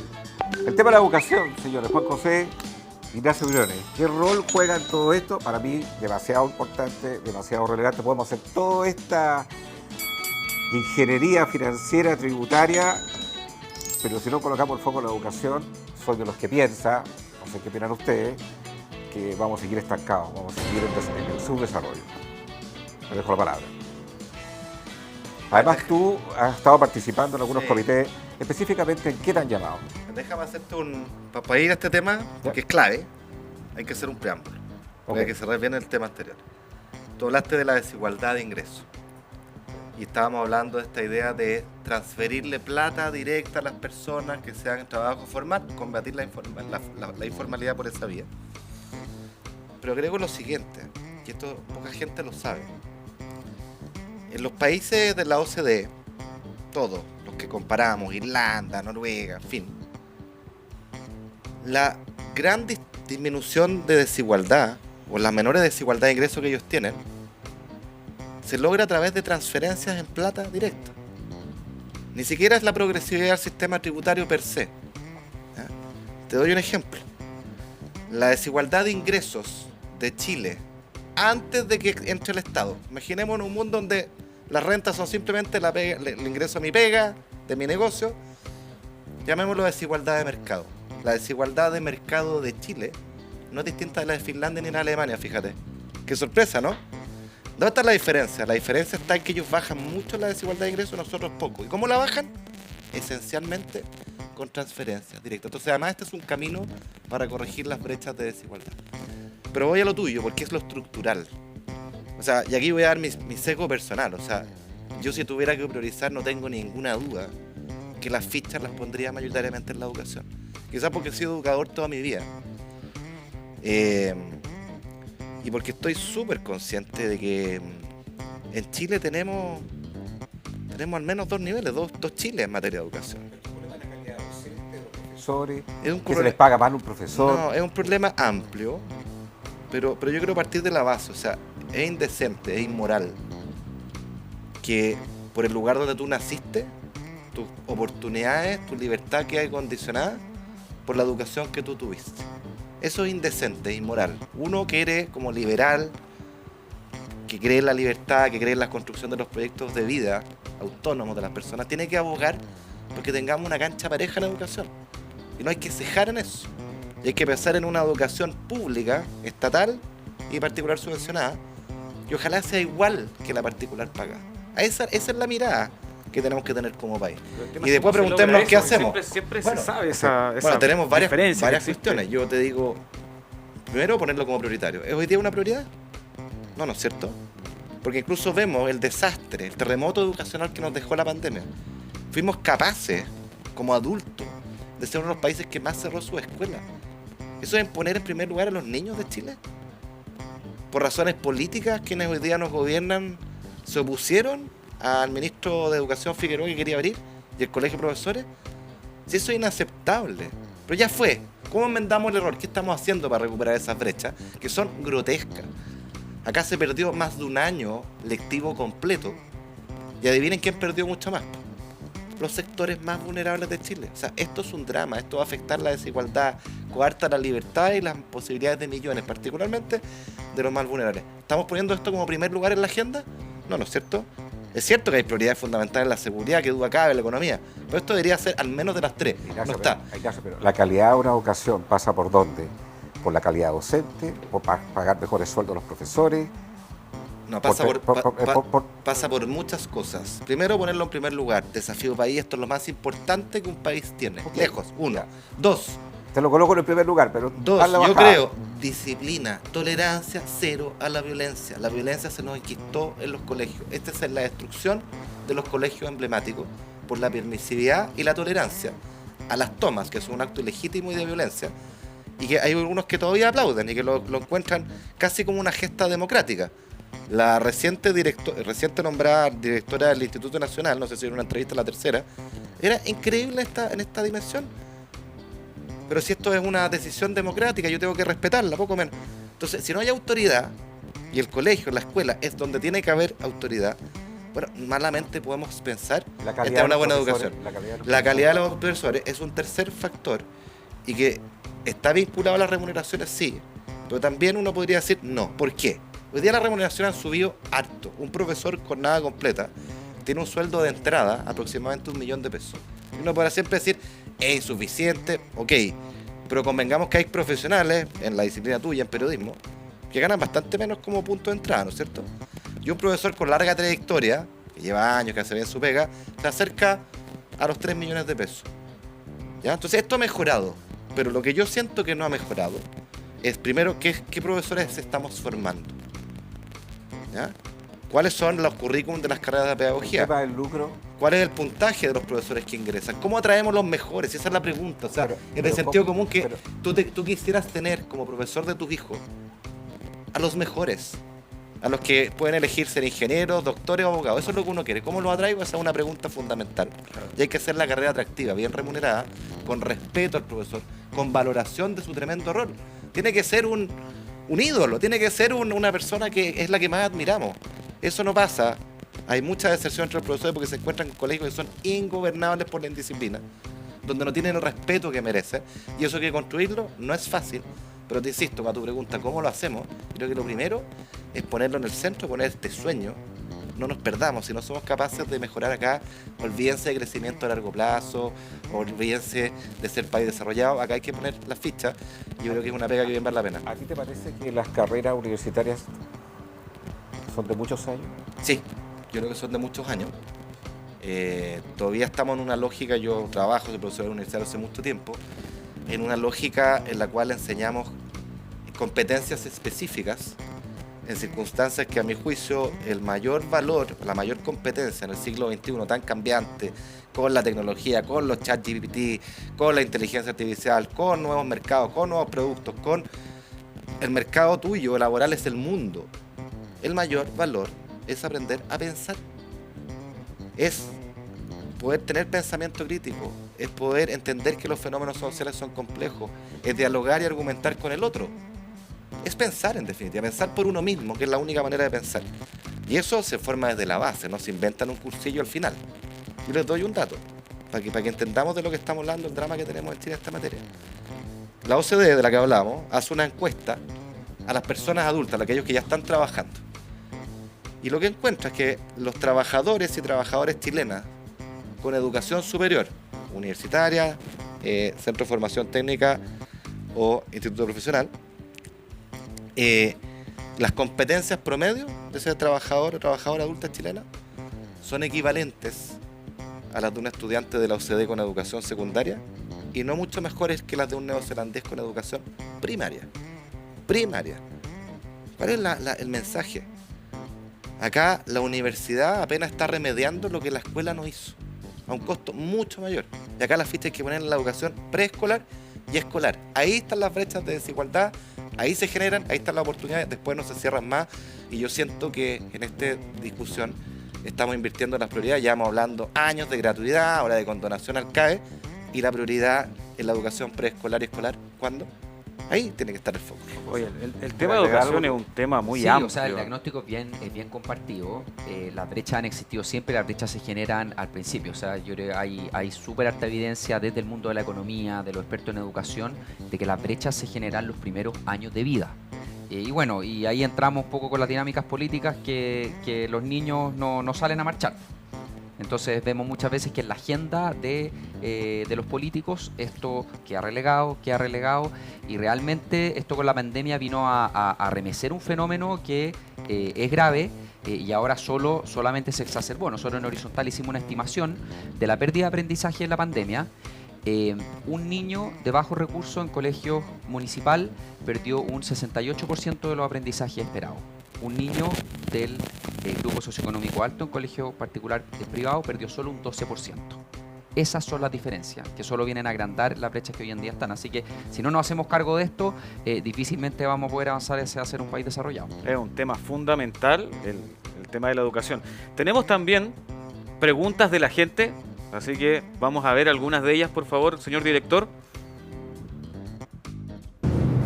Ignacio, ¿qué opinas de la gestión del ministro Mario Marcel?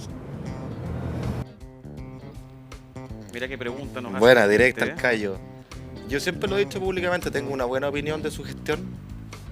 Creo que el ministro Marcel da garantías de responsabilidad fiscal, que yo creo que es una de las labores clave de un ministro de Hacienda, de su primer mandato, no le dar la plata a las chuñas.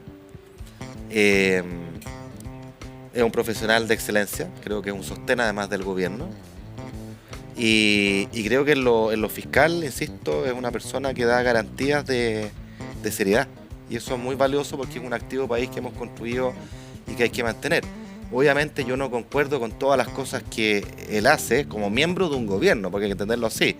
La reforma tributaria que presentaron, yo tenía aspectos de disenso, también lo hice ver públicamente, pero en términos generales me parece que el ministro Marcel en lo fiscal ha hecho una pega excelente. ha hecho el ajuste que tenía que hacer. Piensen ustedes que en pleno plebiscito, cuando el gobierno se la jugó por el apruebo, o sea, cualquier otro ministro, si no hubiera sido Mario Marcel, si no hubiera sido una persona seria, tira la casa por la ventana. Mario Marcel apretó, recortó el gasto, ¿ah? Y eso para un gobierno no es obvio. Así que yo eso se lo valoro, se lo celebro y siempre lo he dicho, creo que haga mucha garantía de seriedad. Y veremos lo que queda el gobierno, si el gobierno y el equipo económico es capaz de poner el crecimiento económico, la inversión y el empleo al centro, porque ya estamos viendo que estamos, como varios lo hemos dicho hace tiempo, estamos en una parte baja del ciclo y esto está teniendo consecuencias en el bolsillo de las personas, sus pegas, para qué decir la inflación, producto de la fiesta que nos dimos, que muchos advertimos cuáles iban a ser sus consecuencias, pero que el mundo político no escucha. Y sobre la educación, Juan dijo una cosa muy importante. Yo creo que si hay un tema que no tenemos el derecho a politizar, es el de la educación. Acá debería ser la reflexión siempre, los niños al centro. ¿Cómo logro su mayor desarrollo? Y lo que pulula alrededor es accesorio. Ese es el foco. ¿Por qué diablo tenemos que ponerlo de izquierda a derecha? Si acá mejoremos la educación, hagamos una educación pública de excelencia, tengamos ese sueño, ¿cómo no lo vamos a encontrar ahí, digo yo? A propósito de Mario Marcel, el prestigio que tiene, el conocimiento, su trayectoria, hay una persona que hace una pregunta bastante particular, me gustaría saber su opinión. Llega un gobierno que tiene ideas refundacionales, pero veamos la pregunta que hace esta persona a ustedes con relación a Mario Marcel. Miren. Buenas. Mi pregunta para el ex ministro Ignacio Briones es: ¿cómo lo puede hacer un ministro de Hacienda para manejarse y tratar de explicarle a los del gobierno que son unos jóvenes como fundamentalistas con ideas que ya no existen de los años 60 y que no funcionaron en ningún lugar del mundo, para explicarles lo que se debe hacer y lo que se debe implementar, lo que se puede hacer y lo que no se puede hacer? Tan fácil como eso. Gracias. Tan fácil como eso. No, súper difícil la pregunta, súper difícil porque además parte de una premisa. Pero ligándola con la pregunta anterior, yo creo que al ministro Marcel, uno quizás más que valorarlo por las cosas que ha hecho, uno debería valorarlo por las cosas que ha impedido que pasen, que son precisamente la pregunta que apunta el caballero recién. La labor de contención de daños, de evitar locuras. Por supuesto, no puede evitarlas todas, ¿no? Y cuando uno es ministro de Hacienda, la verdad es que uno está bombardeado por 10.000 flancos y siempre se te escapa alguno. Pero yo creo que... ¿Tú habrías asumido el rol de Mario Marcel teniendo ese liderazgo político totalmente... No, yo no lo hubiera asumido porque no tengo ninguna afinidad con el gobierno del presidente Boric. No, digamos, pero obviamente, pero colócate en el rol de Mario Marcel, una persona que más bien es de centro izquierda más que de izquierda extrema. Bueno, yo creo que esa mano se ha visto la mano de la persona de centro izquierda, más bien socialdemócrata, y no las ideas más refundacionales con las cuales llegó el gobierno. De hecho, me parece bastante evidente que las posturas del gobierno en distintos planos se han ido moderando, han ido acercándose hacia el pragmatismo, y ustedes dirán, bueno, estos dos estrepitosas derrotas mediante, es cierto, la del 4 de septiembre, ahora la del 7 de mayo, es verdad, es muy cierto. Pero yo creo que la mano del ministro Marcel, esa visión más socialdemócrata, más moderada, que comparte con la ministra Toá, ese lote, ese grupo, se siente, se valora, porque creo que el error fundamental, a mi juicio al menos, muy humildemente, del gobierno del presidente Boric, yo lo dije cuando él salió electo, es pensar que la mera voluntad basta para hacer cambio, porque yo deseo que pase, va a ocurrir, porque somos nosotros. Si el mundo real no es así, el mundo real es con guitarra, con restricciones, con problemas. Y hay aquellos que piensan que la mera voluntad basta, y que si antes no se hizo eran porque todos tenían mala voluntad, eran malas personas. No, el mundo no es así.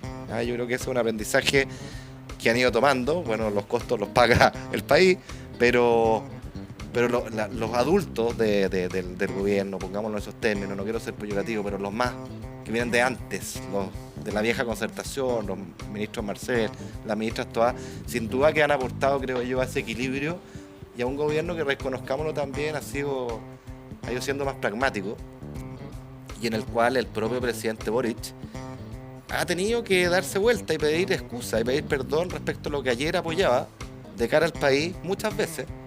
Y yo creo que eso es un gesto que a él lo engrandece, ojo. Porque uno se pone en ese pellejo.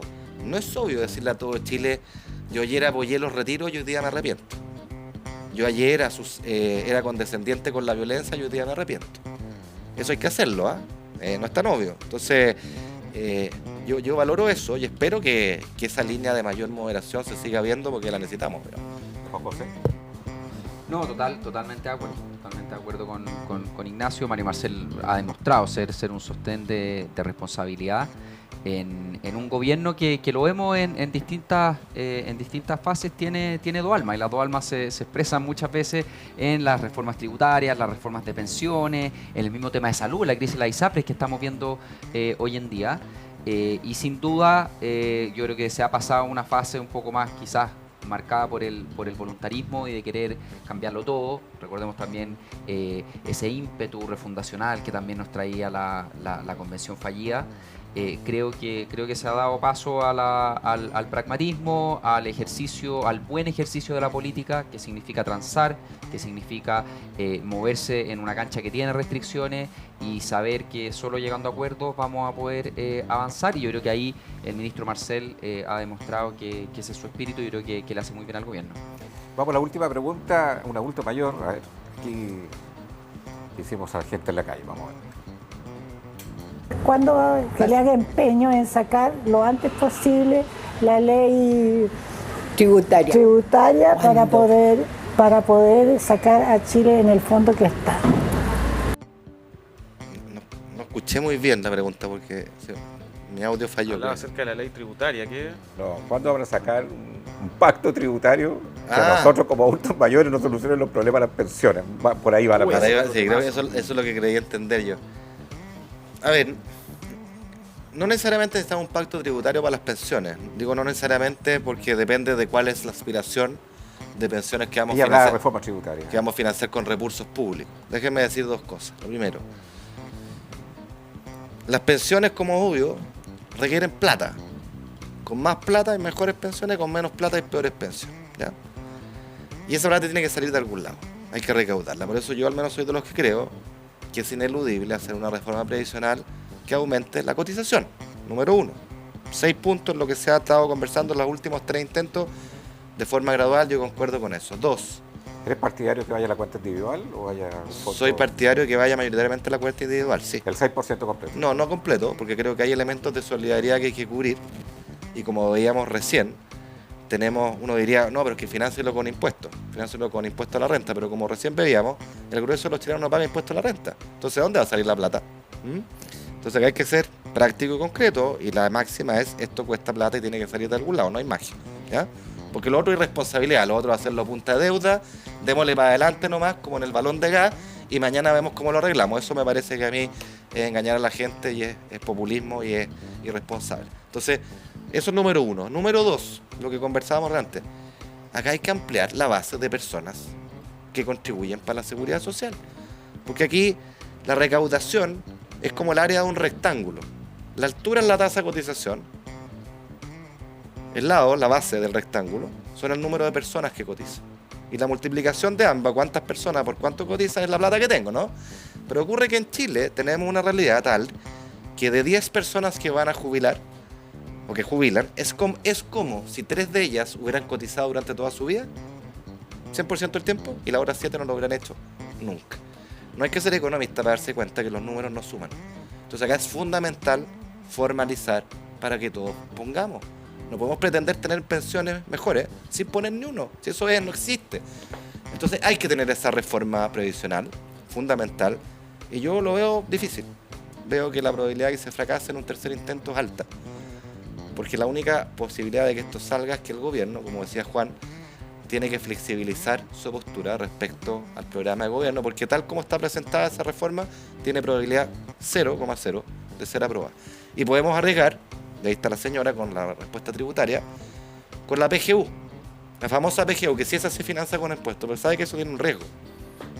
dijiste una palabra que me llamó mucho la atención que se ocupaba antes, jubilación.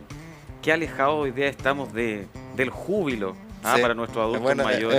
es un buen ¿cierto? punto. Porque el punto fundamental era precisamente retirarse, ¿cierto?, de una vida de trabajo con júbilo. Sí. Cuando pensábamos en jubilarnos. Hoy día hablamos de pensiones, las cuales son muy deficientes, tenemos un costo de vida muy elevado en nuestro país, los adultos mayores no lo están pasando bien en términos generales. ¿Cuánto tiempo falta como para que esto vaya cambiando? Porque de distintos sectores políticos siempre se habla de este tema, hay ánimo de poder mejorar las pensiones, pero estamos lejos todavía de que eso cambie, Pero ¿no? uno tiene que ver la perspectiva completa. A ver, seamos bien sinceros. Yo cuando llegué como ministro, la pensión básica solidaria, que era la que le llegaba a las personas de menores ingresos, era 110.000 pesos. Hoy día tenemos la pensión garantizada universal, la PGU, que son 211.000 pesos. 4 años. ¿Es suficiente? No, nunca es suficiente, pero es un cambio importante, prácticamente duplicó, sí, ¿no es cierto? En términos nominales, en términos reales un poquito más. Ahora, la pregunta es si la tentación es no hacer reforma previsional y quedarnos simplemente subiendo y subiendo la PGU. Lo hemos escuchado, ustedes lo habrán escuchado. Claro. Pero eso es una trampa mortal, porque vuelvo a insistir, la plata tiene que salir de algún lado. Y no hay nada que una masa a los políticos de todos los colores que entregar dinero. Ahí sí que se ponen todos de acuerdo. Pero ¿cómo financiamos esto? Porque la PGU es súper cara y solo puede crecer. Y la pregunta es, ¿de dónde sale la plata para eso? Y a lo mejor ahí es la pregunta de la señora muy pertinente, que si eso es así, van a tener que venir plata de los impuestos. Pero no solo la foto de hoy día, de cuánta plata tengo hoy día para aumentar la PGU hoy día, sino que mañana, porque esto crece, pues si vamos a tener más adultos mayores mañana en proporción a la población. Es un sistema de reparto, la PGU, con todos los problemas del sistema de reparto. Entonces no podemos depender de eso. Acá no queda otra que pedirle a la gente, si quiere tener mejores pensiones o jubilaciones cuando sea vieja, que tienen que contribuir más. No hay magia en esta cuestión. Quien le diga lo contrario la está engañando. Y Juan José, ¿cómo convive este discurso permanente con el mundo empresarial? 6% más de las cotizaciones, las 40 horas, este pacto tributario llegar al 25%. Esto es puro costo para mí. Entonces, ¿qué sentido tiene para mí emprender? Que finalmente el que emprende tiene un costo que asumir relevante para una sociedad y un país que también ve incertidumbre, ve inseguridad. ¿Cómo es la reflexión de usted frente a esa mirada que tienen muchos emprendedores? O sea, ¿qué sentido tiene invertir en un país que hoy día van a subir un 6% de la cotización, van a subir los impuestos, 40 horas, donde además veo un tema de contracción económica, un tema de inseguridad, donde el Estado que tiene que garantizar algo que es mínimo, que es garantizar la seguridad y producir certeza en un país?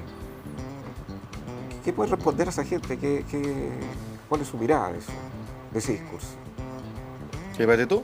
Yo he hablado mucho ya, pero te lo complemento después. A ver, es compleja la pregunta porque se mezclan varias cosas, pero si lo enfocamos un poco en la agenda laboral, digamos, del gobierno, que efectivamente, a ver, se aprobó una ley de 40 horas, que efectivamente si tú lo ves, aumenta los costos laborales, introduce algo de flexibilidad, ¿ya? Eso es importante mencionarlo. O sea, el proyecto que ingresó al Congreso es muy distinto a lo que salió. Salió un proyecto mejorado, se le entrega gradualidad y flexibilidad, pero en un código laboral, una ley laboral que es súper rígida y que básicamente es como un poco del siglo pasado en comparación con los desafíos que tenemos hoy día, y voy para allá. A eso le sumáis los 6 puntos de cotización y efectivamente una potencial reforma tributaria y hay más costos. Ahora, todas estas cosas tienen que ser reformas que tienen que ser bien hechas, bien diseñadas y con gradualidad. Si aquí la clave es la gradualidad. Tú no puedes llegar y de la noche a la mañana subir 6 puntos de cotización de los trabajadores porque a una pyme básicamente la matáis por los costos laborales. 40 horas, perfecto. Hoy en día todos hemos visto a propósito de la pandemia que el mercado laboral es más flexible de lo que creíamos, podemos hacer trabajo de manera remota, etcétera. Pero, y aquí viene un poco creo yo la otra cara de la moneda que no hemos visto en este gobierno, necesitamos una agenda que mejore la productividad y las competencias laborales de nuestros trabajadores. Hablamos de educación. Ignacio mencionó cuáles son las competencias de nuestros trabajadores. Ahí estamos muy al debe, creo yo. Es un tema que, al igual que en educación, no está lo suficientemente relevado en el debate público y es una bomba que creo yo que nos va a estallar en la cara, porque el mercado laboral está avanzando a pasos agigantados. Las competencias que se requieren hoy son muy distintas a las que se requerían ayer y para qué decirlas de mañana, y yo ahí veo que el mundo político avanza muy lento en una agenda que le entregue más competencia a los trabajadores, que entregue mayor flexibilidad al mercado laboral. Tenemos un poco, en Chile somos buenos para generar tabú, y acá hay como un tabú de que un mercado laboral flexible, un mercado laboral precario.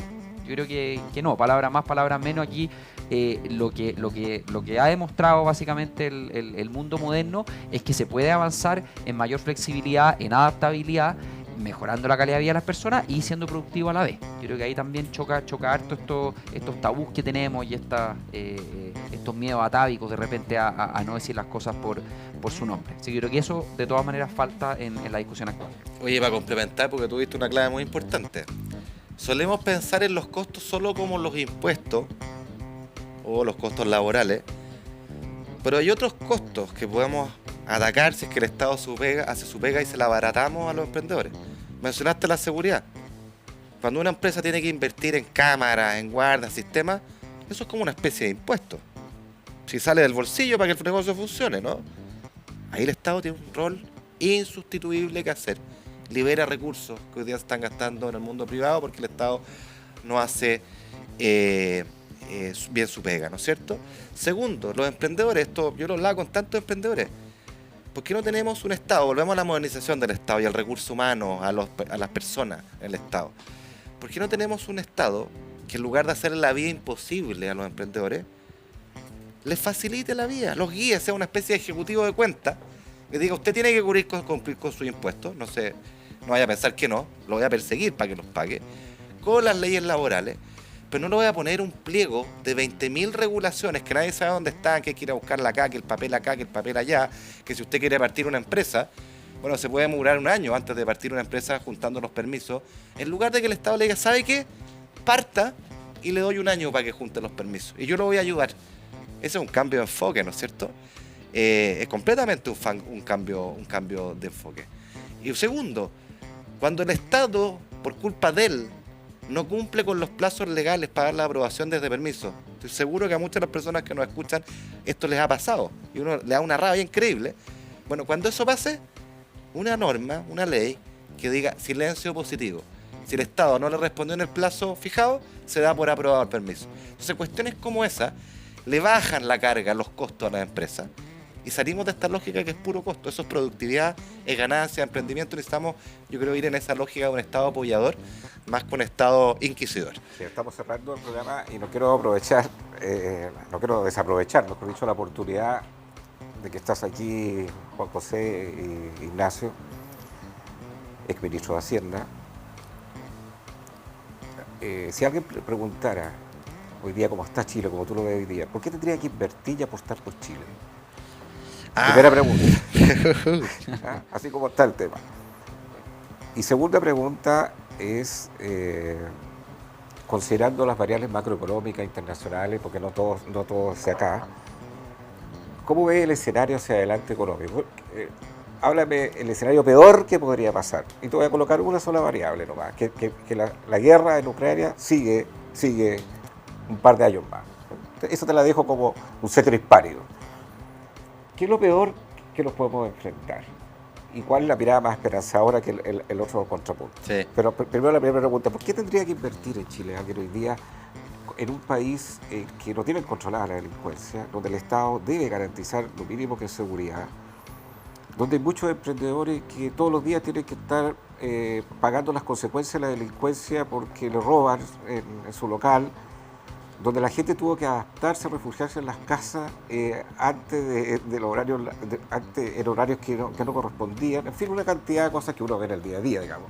Una cosa en el televisor y los primeros 15 minutos de pura delincuencia. ¿Por qué tendría que invertir en un país así, además con un manejo de la economía complicado, con contracción? Y después me contesta la segunda pregunta, el peor escenario y lo mejor que podría ser más esperanzador. Parto por lo primero. Yo invertiría en Chile, yo creo en Chile, mucho. Reconociendo que tenemos un montón de problemas, que estamos en medio de una crisis de la cual no hemos salido, pero que pese a todo, y seamos súper honestos, con todos los problemas que tenemos, estamos en un mejor pie que cualquier país de la región, salvo Uruguay. Y sin embargo, en esos países hay inversión. Entonces nosotros los chilenos también tenemos que creérnoslas más, ser menos quejumbrosos, y en lugar de preguntar qué va a hacer el país por mí, empezar a preguntarme qué voy a hacer yo por mi país. Yo creo que esa es una invitación. Tomemos riesgo, juguémosla por Chile si queremos Chile. Y tratemos de mirarlo con un poquito más de distancia, porque a veces el árbol nos tapa el bosque, nos apasionamos y nos sesgamos con lo que ocurre en el corto plazo, que es muy humano, muy natural. Tratemos de mirar más largo. Y yo te digo una cosa, con todo lo que nos ha pasado, la violencia, el estallido, la crisis política, tuvimos a esto, de que nuestra democracia se fuera al tacho. Y no estoy exagerando, yo estaba en el gabinete, a esto, y resistimos. Tuvimos un proceso constituyente fallido, que nos hubiera metido en un túnel que no salíamos más. Zafamos, la sapiencia de los chilenos dijo, una constitución sí, pero no a cualquiera, no queremos una refundación. Estamos en un nuevo proceso, hemos visto los expertos, una cuestión inédita, no vista nunca en los últimos años, desde el PC hasta el Partido Republicano poniéndose de acuerdo en un texto. Eso es esperanzador. Y podemos cerrar este capítulo y podemos cerrarlo bien. Necesitamos cerrarlo bien para bajar la incertidumbre, dar vuelta a la página y mirar largo. Chile tiene oportunidades increíbles. No digo que esté dado, no digo que sea fácil, pero yo tengo la impresión de que Chile está sobrecastigado. Uno mira los valores de las empresas en la bolsa, están castigados, están a nivel de los países latinoamericanos. Yo siento que nuestros fundamentos son mucho mejores. Pese a todo lo que nos ha pasado, nuestras instituciones han respondido. Y eso no lo puede decir ningún país latinoamericano. Mira qué pasa en Perú. Mira qué pasa en Ecuador. Mira lo que está pasando con Petro en Colombia. Entonces, valoremos lo que tenemos, siendo conscientes de los riesgos que enfrentamos y los problemas que tenemos. No son incompatibles ambas cosas. ¿Las estadísticas de inversión en Chile hoy día?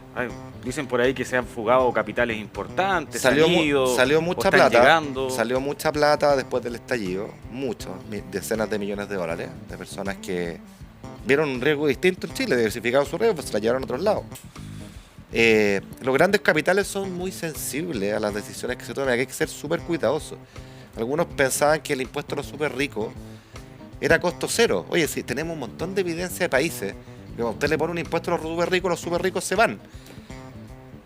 Es lo que ha pasado, muchos han empezado a dejar su residencia en Londres, fuera de Chile. Entonces, aquí hay que ser más pragmático que ideológico, creo yo. Pero con todo, yo vuelvo a insistir, tenemos un país que tiene una institucionalidad, un banco central de lujo, un ministerio de Hacienda independiente, el ministro de turno excelente, un marco regulatorio bueno, tenemos problemas enormes en delincuencia, tenemos un Estado que hace agua en muchos sentidos, sí, pero tenemos que apostar a arreglar eso, pues no va a decir que el barco se nos hunde.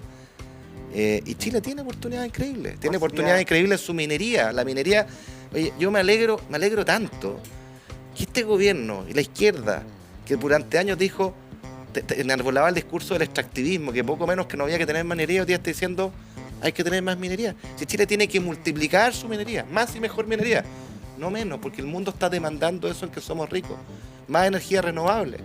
Es una oportunidad increíble. Y una oportunidad para jugársela por los desafíos grandes. La educación que hemos hablado, si la hacemos, si cerramos este capítulo constitucional nos podemos ir para arriba. Entonces yo apuesto por Chile, yo invertiría en Chile reconociendo los riesgos que hay. ¿Cuál sería el peor escenario económico que podemos enfrentar en 2024? Ya el 2023 está casi jugado. Sí, está jugado el 2023. 2024 el escenario base es de un crecimiento muy modesto. Banco Central tiene un escenario central de 1,5%, para que se entienda súper claro en términos de la torta que yo dibujé. La torta crece en 1,5, si valía 100, está en 101,5, pero el problema es que el número de comensales también crece, la población crece. Entonces en realidad el pedazo de la torta que nos toca cada uno, el PIB per cápita famoso, no crece y eso es un drama. Pero hay una cosa bien de fondo. ¿Pero qué es lo peor que puede pasar? Lo peor que puede pasar es que China tuviera un problema grande. Estados Unidos sabemos que tiene una alta probabilidad de entrar a una recesión técnica, moderada y acotada en el tiempo. Europa está en eso. Y China está zafando, te espera que crezca en torno al 5% este año, pero China es como un tobogán de noticias. Un mes súper bueno, otro mes no tanto. Si China tuviera un problema grande, obviamente nos mojamos fuerte y se moja el mundo. Eso yo creo que es un escenario de riesgo que no está ahí, pero hay que verlo. Tú me estás llevando al extremo. Pero con todo, yo cada vez que hago presentaciones pongo el acento en una cuestión, o sea, que la decimos tan re poco. En Chile estamos estancados hace 10 años. Llevamos una década perdida de crecimiento. ¿A qué me refiero? Llevamos 10 años creciendo a menos del 2% en promedio. En que el ingreso per cápita está creciendo al 0,4% no por medio. Es decir, en 10 años virtualmente no ha aumentado. ¿Y cómo se llama esa película? Se llama frustración de expectativas, se llama desencanto. Se llama de ver que yo pensaba que iba a progresar en mi negocio, en mi pega, en mi sueldo, y veo que no, que estoy plano. Frustración de expectativas, enojo, malestar. El crecimiento es clave, porque nutre las expectativas que legítimamente las personas tienen, sus sueños de emprendimiento, de pega, de mejora. Todos queremos mejorar, ¿no? Entonces, vamos para allá. ¿Volvería a la política? ¿A un cargo? A un cargo de gobierno sí, a la política electoral no, porque no es lo mío. Aunque uno nunca dice no hay que escupir al cielo, pero no, uno sabe dónde están sus fortalezas, sus ventajas. Yo tengo súper claro que como político buscando votos, probablemente sea un muy mal político por una razón súper obvia, que yo como que tengo casi un placer por cosas que creo y que son impopulares. No las voy a transformar nunca mis convicciones para sonar popular.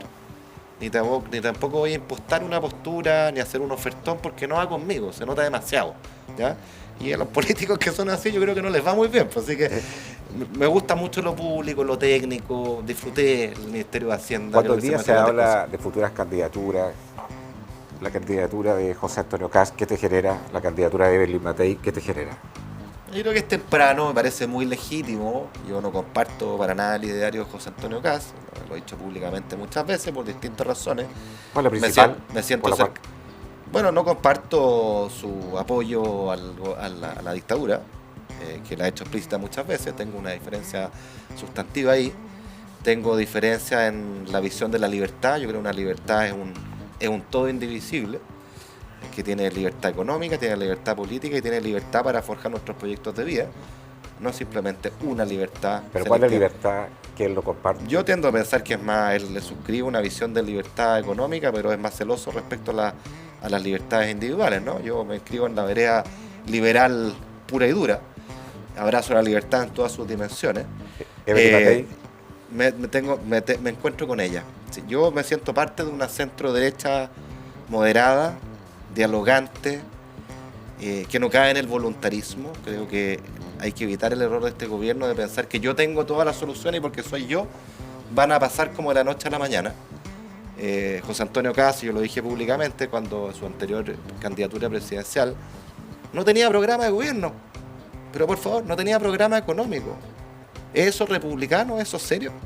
A mí me parece que no, a mí me gustan las cosas bien hechas, serias. Con un plan, con una explicación de por qué. Si la vida no es simplemente prometer. ¿Ah?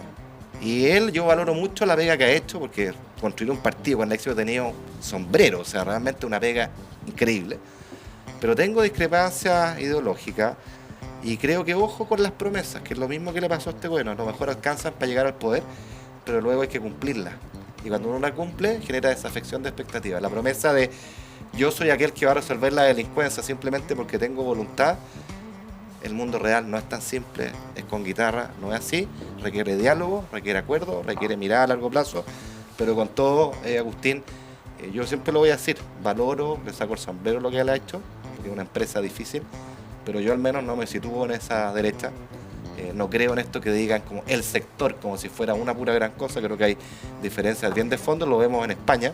Es bien distinto el PP que Vox, y me parece muy legítimo que se explicite como tal y que no se piense que son la misma cosa. La última pregunta de mi parte, dejo la palabra a Guillermo para el cierre final. Una pregunta como profesor. ¿Qué nota le colocarías a Gabriel Boric? Ah, no me hagas eso. Está bien.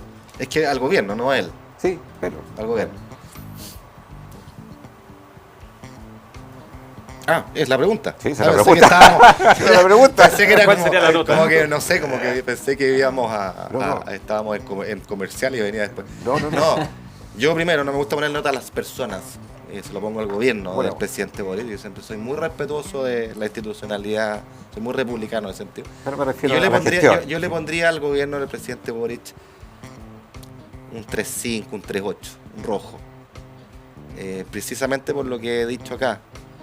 Porque creo que creer que solo la voluntad basta para hacer los cambios, y de verdad creerlo, me parece que es un error grave, es un error que genera expectativas en la gente, y que cuando no se cumplen se produce esa afección. Yo creo que el gobernar es súper difícil. Valoro en el presidente su capacidad de diálogo, su empatía, creo que es una persona creíble, creo que tiene buenas intenciones. Valoro la condena que él hace de las dictaduras en América Latina, Nicaragua, Venezuela, ahora que estuvo en Brasil, se lo dijo en su cara al presidente Lula. Y hay que hacerlo eso, pues hay que tener coraje, ¿no? Yo creo que él lo tiene, pero globalmente si uno mira la economía, mira el tema de seguridad, las expectativas que se crearon, creo que estamos lejos de cumplirlas. Su apoyo, es que esto es increíble, digamos, esto es importante. Su apoyo a ese texto constitucional, que era un desastre. Era un programa de gobierno, era refundacional en muchos aspectos, no hubiera hundido. Yo creo que eso quizás es lo que a mí más me hace cargarme al rojo, porque haber creído que eso era bueno para Chile, honestamente, con todo el respeto que tengo en las diferencias de opinión, de que eso iba a hacer Chile más gobernable, más próspero, de vender la pomada y los sueños de que las cosas iban a pasar por arte de magia, cuando el mundo sabemos difícil, me parece que es algo que lo castigan su nota como alumno. Perfecto. Se nos acabó el tiempo ya, pero quiero darle la palabra también respecto a la misma pregunta. Juan José, ¿qué nota le pones tú al gobierno actual? Bueno, el profe ya puso la nota, así que... 3,9 la de Pero fue la nota personal. ¿ah? Claro. 3,8. No, también una nota roja. Está en rojo, Sí, está en rojo. Está en rojo, entre 3.5, ¿Cerca el 4? digamos. Pero no llega al 4, digamos entre 3.5 y 4, por ahí. Sí, un 3.8, 3 a lo más. Bueno, un poco por las mismas razones que ha dado Ignacio, ¿no? Creo yo que el gobierno entró con un ánimo refundacional y maximalista que no se hace cargo de nuestra propia historia. Y yo creo que no mirar la historia, y en este caso en cómo el país se ha ido desarrollando en los distintos ámbitos, es un error que todavía carga. Yo creo que todavía cuando uno lo ve hablar, creo que ha cedido en muchas partes, creo que hay un espíritu pragmático en muchas cosas, pero en otras todavía no. Se sigue hablando, por ejemplo, qué sé yo, de la condonación del CAE, cosas que volviendo a educación, si uno lo ve en prioridades, no parece que sean las primeras. Así que bueno, está por verse, estamos en la mitad del gobierno, su segunda cuenta pública, creo que empezar a hablar de legado es un sinsentido. Esta semana empezamos a escuchar ahí voces que hablaban de legado, es un sinsentido, todavía queda mucho camino por recorrer. Hay que ver qué es lo que pasa, creo yo, con dos reformas emblemáticas, que es la reforma tributaria, que bien hablamos acá, y también la reforma de pensiones. Y yo creo que al final el desenlace de esas dos reformas va a terminar dándole la nota final, pero por el minuto... 3,8 se puede repuntar, un 2,5 Sí, en cada caso. me repuntaba el Tal voto cual. de un 3,8 ahí se... Pero todavía hay espacio. Hay Hay cosas espacio. positivas, o sea, yo no soy de los que le pegan porque sí, que todo es malo, no, hay cosas positivas, yo he destacado algunas. El presidente me consta porque yo me junté con él a propósito de educación, yo era catete con la reactivación educativa, que hay que recuperar los aprendizajes de la pandemia. Y él tuvo la deferencia de no tenía por qué de invitarme a que le explicara esto, por qué, y empujar una agenda, y yo se lo agradezco, digamos. Y ojalá que eso se vea en las acciones, porque si no es pura palabra, ¿no? Pero yo valoro esa capacidad de diálogo de él, yo creo que no es todo pegar, no es todo malo. Me ha tocado ir a apoyar cosas en el Congreso que ellos han presentado, y a veces ir a criticar cosas que me parecen mal, pero hicieron este monedero electrónico, por ejemplo, para apuntar a la familia a propósito del alza de los alimentos. No, es una medida excelente, como lo dije en el Senado. Excelente, porque en lugar de esta lógica facilista, de decir vamos a rebajar el IVA de los alimentos, que te lo rebajan a ti y a mí, que no necesitamos que nos rebajen el IVA, le doy un subsidio directo a la persona que lo necesita. ¿Cómo? Le pongo plata en su cuenta RUT. Fantástico, si es el camino que hay que ir. Y lo critico respecto del gas, ¿no? Y otras cosas. Pero uno tiene que ser lo más objetivo posible. Cuando es bueno, vamos, bravo. Cuando es malo, decirlo, y siempre con argumentos. Yo al menos trato de situarme en esa lógica y no el pegar por pegar. Así que ojalá que sea recuperable el 3-8, porque pues si le va bien al gobierno, también le va mejor a Chile, pues, ¿no? Ignacio, gracias por haber venido aquí a esta transmisión conjunta de TEDx y Tendencias Prime. Juan José, gracias por el tiempo que se dieron para explicarnos todo esto, que de repente la gente lo ve tan distante, que han hecho el esfuerzo, como buenos profesores, buenos profesores para poder explicar. Con peras y manzanas, ese era el desafío, de hecho. Así que quedó muy claro y le agradecemos, por supuesto, el estar aquí en nuestro programa. Y a usted un 7, ¿eh? Muchas gracias. Muchas gracias. Esperamos, por supuesto, en un futuro volver a comenzar de estos temas que son complejos para la gente en casa, pero que, por supuesto, ustedes lo explican muy bien. Muchas gracias. Gracias a ustedes. Chao, chao a todos que están. Y ustedes, muchas gracias por la sintonía. Recuerden que pueden volver a ver este programa las veces que estimen conveniente a través del canal de YouTube. Y estamos contentos, por supuesto. Oye, gracias, Agustina. Estuvo bueno esto. Estuvo bueno. Interesantísimo. Bueno, la próxima va a ser en el estudio nuestro, eso sí. Después nos vamos a Tendencias, ¿no? Sí, después vamos al Camp Nou. Eso. ¿Ya? Así que muchas gracias por la sintonía. Hasta la próxima. Esto fue la transmisión especial de Financieramente Late entre Tendencias Prime y TEDx Televisión. Un abrazo. Chao, chao.